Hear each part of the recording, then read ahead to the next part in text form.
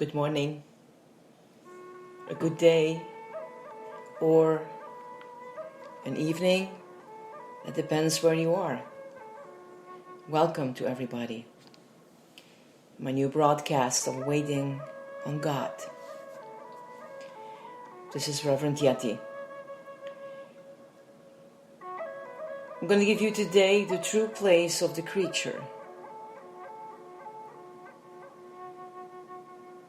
These wait all upon thee, that you may give them their food in due season. You give unto them, they gather. You opened your hand. They are filled with good.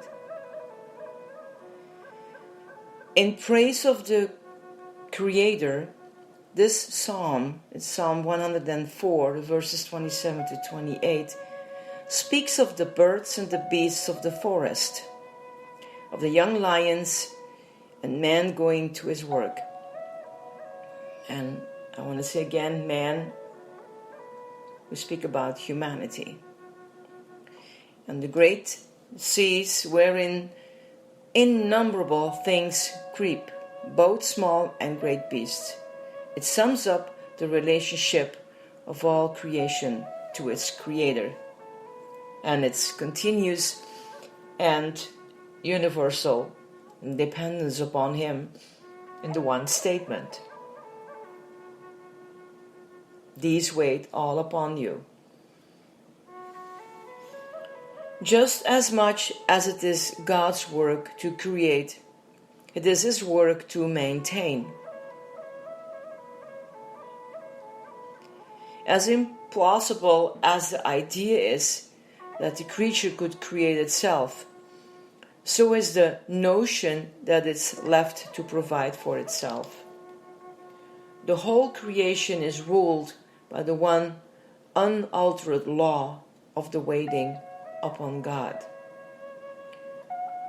The statement is a simple expression that for the sake of the creature alone, it was brought into existence.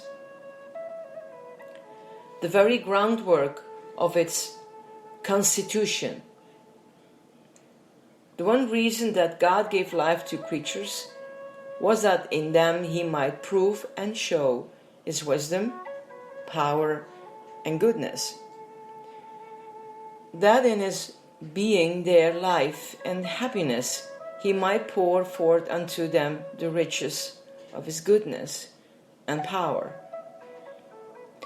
And just as the purpose and nature of God is to be unceasingly the supplier of every desire in the creature. So, the purpose and nature of the creature is to wait upon God, to receive from Him what He alone can give, what He delights to give.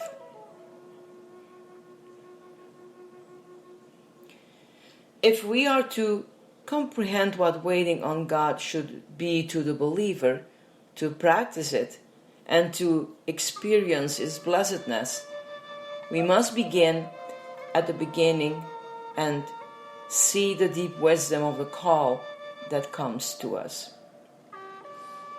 We shall understand how our duty is no arbitrary command.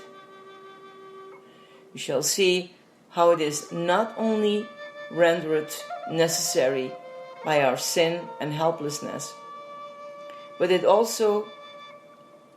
is also our restoration to our original destiny and our highest nobility, our true place and glory as creatures blessedly dependent on the all-glorious God.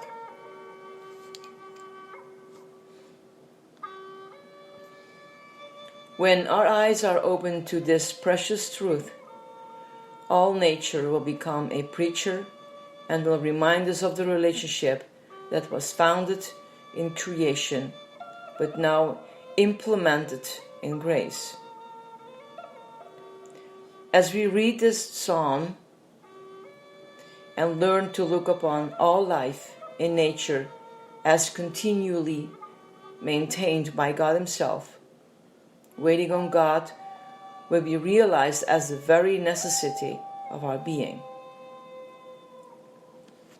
As we think of young lions and the ravens crying to Him, and the birds and the fishes and every insect waiting on Him until He gives them their food in due season, we shall see that it is the very nature and glory of God, that He is a God who is to be waited on.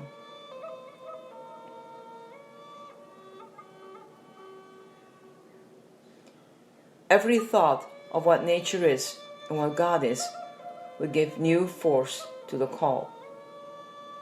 Wait you only upon God. These wait all upon you, that you may give. God is the one who gives all. Let this faith enter deeply into our hearts. Before we fully understand all that is implied in our waiting upon God, and before we have even been able to cultivate the habit, let the truth enter our souls. Waiting on God, unceasing and entire dependence upon Him, is the one unalterable and all-comprehensive expression of the true relationship to the every blessed one in whom we live. Let us resolve at once that it shall be the one characteristic of our life and worship, and continual, humble, truthful waiting upon God. We may rest assured that He who made us for Himself and give Himself to us and in us will never disappoint us. In waiting on Him, we shall find rest and joy and strength and the supply of every need.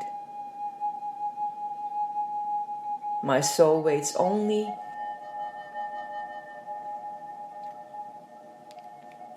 upon God.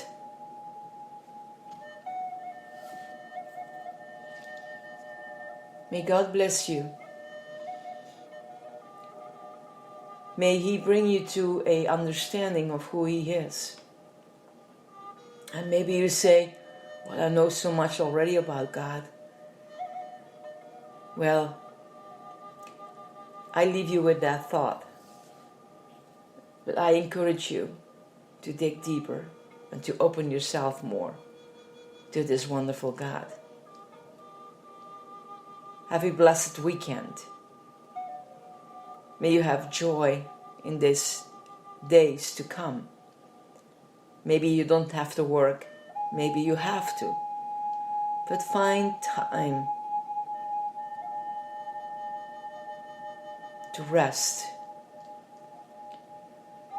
and to wait upon God. Even if you take a walk or a bike ride, or you drive somewhere with the kids or grandkids, it doesn't matter. The matter is, do you wait upon Him? Blessings. Bye.